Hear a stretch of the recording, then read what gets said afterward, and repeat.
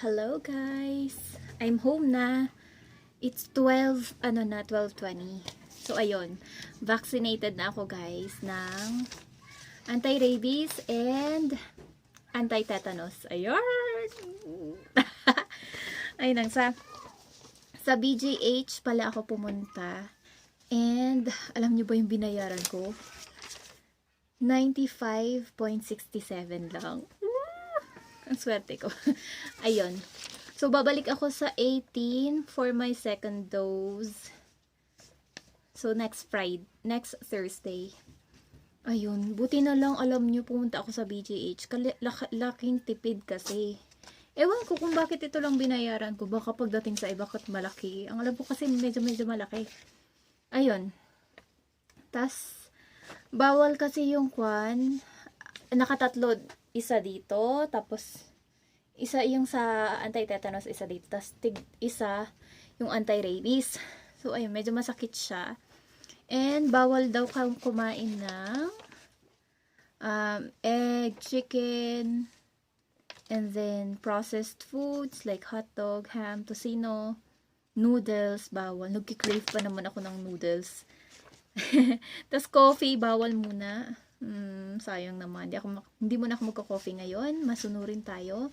Bawal yung junk food. And, ang pwede is beef, pork, vegetables, fruits, salt, and water.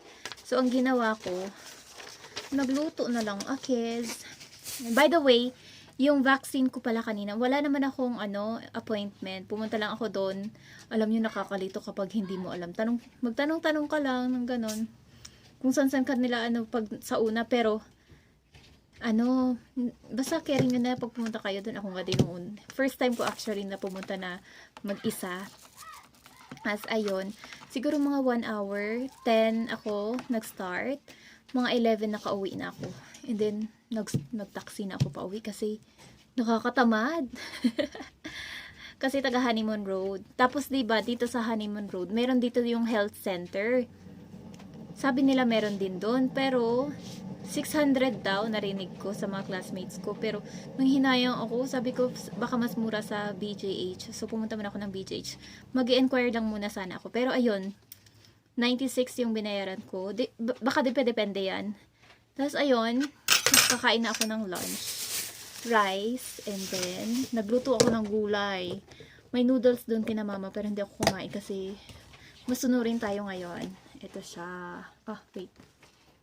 Ang gulay na ito ay talong, kamatis, and tubig. And then magwa-water lang ako. Ayun lang. I'm so happy kasi natapos ko na. Kasi di ba may stock yung, di ba pag gastusin, ganun may stock. Baka maubusan ako ng pera ko at hindi pa ako nakakapa-vaccine. Ayan siya, oh. Ang saya. Hindi naman pala ako nakagat, guys. Hindi ako nakagat ng requirement na, nire-require na kasi kami ngayon na magpa-vaccine. So, ayun.